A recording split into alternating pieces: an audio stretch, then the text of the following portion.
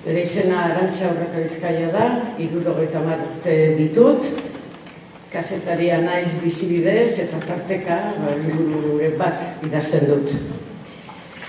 Entzun duzuen bezala, familia euskaldun, abertzale, kristau eta antifrankista batean jaio nintzen, minoria ginen. Eta iruditzen zait horrek seinalea utzi dula nire bizitza osoan, ze gehien. Euskalduna naiz eta Euskal Herritarron artean euskaraz egitea minoria bat izatea da. Feminista naiz, emakumeen artean feminista izatea minoria bat da. Gizon idazleen artean emakumeok minoria gera. Urte batzuk daramazkit Hondarribian alarde parekide baten alde borrokatzen eta minoria gara. Ikuste dut nire patua minoria izatea dala hor, zertitzen naizela erosoni. Baina familia honek, nire familiak, bazuen berezitasun bat, hilabit txikeria bat, aipatu duten bezala gure amak etxetik kanpo lan egiten zuen. Saltzailea zan, denda batean, Donostiko denda batean, bulegoetarako materiala saltzen zuten denda batean. Eta etxean, izeba zegoen, amaren aizpa zarrena, etxeko lanen ardura zeukana. Amak, jubilatu ondoren ikasizun sukaldian egiten. 18 urte zituela, hasi zan lanean, 1927an, eta 65 urtekin jubilatu zen. Tarteka, bere soldata zen etxean sartzen zen soldata bakarra, aita behin baino gehiagotan langabezian egontzelako. Beraz, gure ama independientea zen ekonomikoki. Independientea baino gehiago, seguru asko bere soldata zenean etxean sartzen zen soldata bakarra. Baina hori izan zen bizitza osoan, ezagutu nion independentzia seinale bakarra. Hilarte, gure amak konsideratu zuen beti, gizonezkoak gu baino gehiago dirala, gu baino indartsuago, gu baino jakintsuago, gu baino sendoago. Aita hil ondoren ere, etzun amak aitaren autoridadea ahazten. Erabaki bat hartu behar genunean, eta momentu batean berak eta nik hartu behar genitu, esaten zuen. Aitak esaten zuen, edo aitak hau egingo luke, gure amarentzat, aitak esandakoa, zan komunistentzat, Marxek esandakoa bezala, edo kristauentzat evangelioan dagona bezala. Egia esan bizitzaren 3 laurdenak daramazkit haurtzaro hortan ikasitakoa ahaztu nahian, baina badira bi gauza, oraindik ere eskertzen ditudanak etxean ikasitakoak. Lehenengoa da nik nire lanaz irabazi behar nuela bizitzeko behar nuen dirua. Etzidaten sekula esan, nire hainbeste lagunei gertatu zaien bezala, niri etzidaten esan. Lana egizu eta eskontzen zeranean lana utziko duzu. Ale gehiago, uste dut, eskontu nintekenik ere etzidatela sekula etxean aipatu. Beti esaten zuten, ez dizuegu dirurik utziko, zorrik ere ez, ofizio bat utziko dizuegu. Eta ofizio horrekin biziko zerate, zuen bizitza guztian, eta esan eta bete hori da miraria, bete zutela. Bigarren ikasgaia da nire arma nagusia burmuinean zegoela, adimenean. Askotan gertatzen zitzaigun gurasoekin kalean gildoa zela, gugera orainik ere 3 anai arreba, zarrena neska, gero ni eta gaztiena mutila. Jendeak adibidez esaten zuen gure aizbak beti ukidu hile horiak iskortua, begi urdinak, eta jendeak esaten zuen, zen neska polita eta gure aitak beti esaten zuen. Ez da gure lista, nirekin, beti esaten zuen. Oso azkarra da. Orduan, aizbak eta biok agindu bezala ofizio bat genuen. 15 urtetan hasi ginen biok lanean. bulego bana, berak bulego batean, nik beste bulego batean. Batxilergoa etxeko mutilaren txatzan, anai txikiaren txat. Guri markatu ziokoten bidea zan hori bulego batean lan egitea. Nere lehenengo lanean amak adina irabazten nuen, eta gainera amak dendetako ordutegia zeukan, eta nik goizetan bakarrik egiten nuen lan, 8-tatik 3-tara. Eta larunbatak libre egiten, eta amak larunbatetan goiz eta arratsalde lan egiten zuen. Hasi nintzen lanean, arratsaldez inglesa ikasten nuen, aleman ere bai. Gure aitak xikisten zuen, hizkuntzak zirala pobreon unibertsitatea. Horrek hobetuko zula gure bizitza. Berak frantsesa eskolan ikasi zuen, eta alemana eta inglesa kartzelan ikasi zituen gerra ondoren preso bantzan urtetan. Sasoi hartan, 13-16 urte bitartean, saskibaloian egiten nuen, eta hemen ez da ikusten baino lekuko bat daukat, lehen etorri zait esatea, zuk saskibaloian egiten zen da. Eta bai, Real Sociedaden ez da, berak ATC lasarteko. Talako batean, lanean hasi nintzen, beraz 15 urte ditun, eta sortu zitzaigun saskibaloian jardutea Bordeleko ekipo batekin. Pugina Bordelera, galdu gendun, etorri zian haiek Donostira galdu gendun, baina handikan lortu nuen helbide bat. Bordeleko ekipoan saskibaloia egiten zuen neska baten helbidea. Eta horraz izan urte askotako korrespondentzia milionartekoa frantsesez. Neska hau ni baino 6 urte zarragoa zen, eta espainolezko lizentziatura prestatzen ari zen. Gainera, autoa zuen, bizaldiko bat. Eta niri hori iruditzen zitzaidan, neska bat auto batekin, niretzat behar izaten zian. Zuk ere izango duzu, eta nik izaten nion. Ez du idearik nun nagon edo nun bizena izen ni. Ez nuen nire inguruan sekula horrelakorik ezagutu. Unibertsitatean ikasten zuen, irakasle izateko bidean zegoen, autoa zuen, eta ni bainoan bizi modu libreagoa. Bordeleko neska horrekin hasi nintzen Frantziako literatura eta kantagintza ezagutzen. Eta hor eman zuen pauso bat aurrera txikitatik nuen irakurtzaletasuna.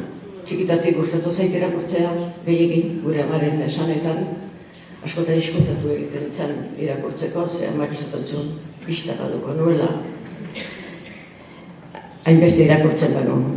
Sasoi berean, nire bizilagun bat, ni baino zaharxago ura ere, batxilergoa egiten hasi zen, bere kasa, por libre, esaten zen orduan. Horretan, hasi nintzen pentsatzen, ez nuela nire burua bizitza osoan bulego batean ikusten. Eta zaila baldin zen ere, beti ikasi behar nuela zerbait ezberdina egin nahi banuen. Eta 18 urte justu beteren itunean, eskatu nion aitari batxilergoa egiteko baimena noski lan utzi gabe, gure soldatan ere eta izbarena etziran apaingarri bat, beharrezkoak ziren etxean. Deitak izan zian, baietz, baina 8 orduko lan egonean, eta gero ikasi zitzaioa iruditzen ere neska gaztentzat oso baino egiteko. Horra nintzen, batxilergoa egiten, da 4 urtetan, egin ditu 7 urte. Matrikulatzen nintzen irailan, ekainan lehenengo, eta horri nuen sarrera, eta lehenengo kurso osoa, eta bigarreneko 2. Eta irailan, beste 2, eta korrika eta presaka, beti lanean ari nintzala, bukatu nuen batxilergoa. Batxilergoarekin zer egin beste kontu bat zen. Momentu hortan, ez zegoen Euskal Herrian unibertsitaterik, unibertsitate publikorik ez behintzat. Eta nire soldata ezinbestekoa zen etxearen martxan zau. Nik ezin nuen nire kasa bizi eta ikasi, bakarrik nik irabazitakoarekin, etxean anai gaztea genuen da, anaiak ikasi bertzuen da, aita hilda zegoen. Nik ezin nion uko egin nire soldatari. Batxillergoa bukatzeko azken hilabetetan, negola, ezagutu nitu 20 urte inguru izango nitu. Ezagutu nitu 2 mutilo azte, gazteta guapo, handik ere hola dira. Euskaldunak eta euskeraz idazten zutenak. Eta argitaletxe bat montatu nahi zutenak. Eta orduan ez ginen hain ugariak euskaldun alfabetatuak Donostian. Eta hor, bapatean, txikitako fantasia bat, zela idazle izatearena, ezotu nituen 2 mutil bilak idazleak eta normalak, ni bezalakoak, kalean zebiltzanak eta nire adiskideak izan zitezkela, hasi nintzen pentsatzen. Hor, ulertu nuen, hasi nintzen ulertzen, idazlea izateko ez dela behar jarduna dala sekreto bakarra. Ilea onga apaintzeko, buru askotan sartu behar dira atzaparrak, motorrak konpontzen ikasteko, motor askotan sartu behar dira atzaparrak, gauza bera idazteko horra zintzen, hortan pentsatzen. Gainera, sartu nintzen taldeak eta horraz izan nire bizitzaren bigarren atala oraindik ere bukatu ez dena. Elkartu nintzen idazle izateko astapenetan zeuden gazteaiekin, montatu genuen argitaletxe bat, eta inori ezer esan gabe hasi nintzen nire kabuz idazten. Uste dut hor aldundu nintzela. Hor ulertu nuela nire azala, nire bizitzaren ardura eta ez beste inorena. Ez gurasoena, ez munduarena. Nerea bakarrik. Ezin niola nire gabezien errua gurasoei leporatu, nire esku zegoela utzune horiek betetzea. Ordurako banuen feminismoaren berri, irakurriak nituen Simone de Beauvoirren hainbat liburu, besteak beste bere autobiografia liburu guztiak, baina ez neukan inguruan feministarik Bordeleko lagunaz aparte. Hori handik urte batzutara etorri zen. Azken pauso hau, bilatzen nuena beste batzuk ere bilatzen zutela ikusteak, talde feministekin topugiteak, neure buruaz haratago joaten lagundu zidan. Gerostikan ikusi izan dut, emakume askoak uste duela, dagoen lekuan, egin ditzakela egiten dituen gauzak,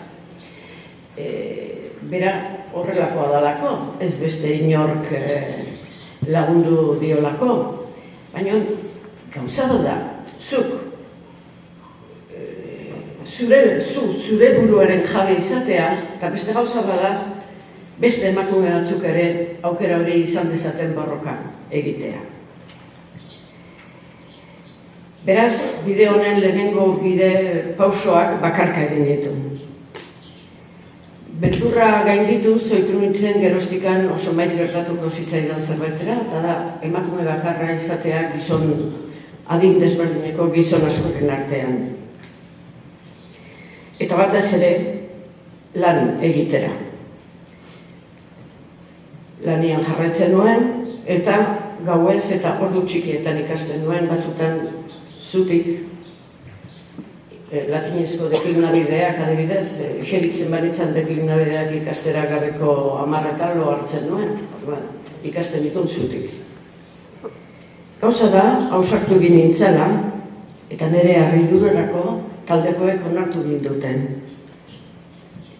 Etxean berriz, amari ezitzaion aita hilda zegoen ordurako, amari ezitzaion ibilbide hau asko gustatu. Esaten zuen, aita bezalako xean itzalani, eta gizarteak ez dituela maite burua altxatzen dutenak. Esan zean behin, burua gailentzen duenari jotzen dio lehenik mailuak. Orduan, ez altxaburua zen mailua zure bila jongo da. Hasi nintzen idazten, hasi nintzen argitaratzen, bukatu nuen lizentziatura, hasi nuen lizentziatura berri bat, hasi nintzen kazetari gisa lanean, eta hori guztia egiten nuen bitartean sartu egin naiz. Eta bizitzaren puntu honetatik iruditzen zait nire ibilbidearen gakoa nolabait ausardia izan dela. Neure bizitzaren jabe nintzela erabakitzeko ausardia. Iruditzen zait emakumeok egiten ez ditugun gauza asko, gaur egun ez ditugula egiten debekatuak daudelako, baizik eta ausartzen ez geralako. Ez ditugu egiten ausartzen ez geralako. Norbaitek kontatu digulako burua altxatzen badugu mailuak joko digula beste inori baino lehen. Edo besterik gabe, erabakitzen dugulako aldapari gabeko bideak errazagoak dirala aldapatzuak baino. Ausardia ez da nahita nahiezkoa. Nahita nahiezkoa da, derrigorrezkoa gutxienez, ausartzen direnen kontra ez egitea. Eta hau iruditzen zait, garrantzia handiko kontua. Ze emakume bat desobedientea baldin bada, ez du bakarrik gizonen erantzuna jasoko. Jaso dezake emakume askoren erantzuna. Eta ezinbestekoak gutxiengo bat da, gure aurretik doazenak errespetatzea, edo gutxienez isiltzea, ez sartzea haiekin. Norbaitek gure aurretik zabaldu zuen basoan sasi artean bide bat. Bide zidor bat, estua. Gizalegeak eskatzen du gutxienez bide zidorra garbi mantentzen edo bidea zabaltzen edo errasten alegintzen direnen kontra ez egitea. Guk bide hori hartzeko asmorik ez badugu ere. Benetan sinisten dut nork bere buruaren jabe izan behar duela, ez garela inoren laranjardia. Eta horretarako ez da sekula berandu, bizigaren bitartean.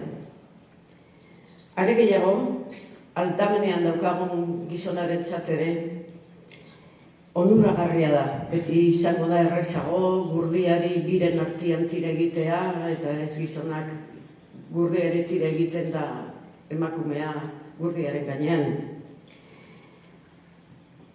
Beti izango da gizonarentzat ere aberasgarriago berdin bat aldamenean izatea. Askoren aleginari esker, ohikoa gertatu zaigu emakumeon alduntzeari buruz hitz egitea. Ez da, hainbestetan aipatzen zaharrok ere aldundu behar dugula. Zahar izateak ez dizula, ez zaitula eskubide gabe usten, baina hori beste hitzaldi bateko gaia izan diteke. Eskerrik asko.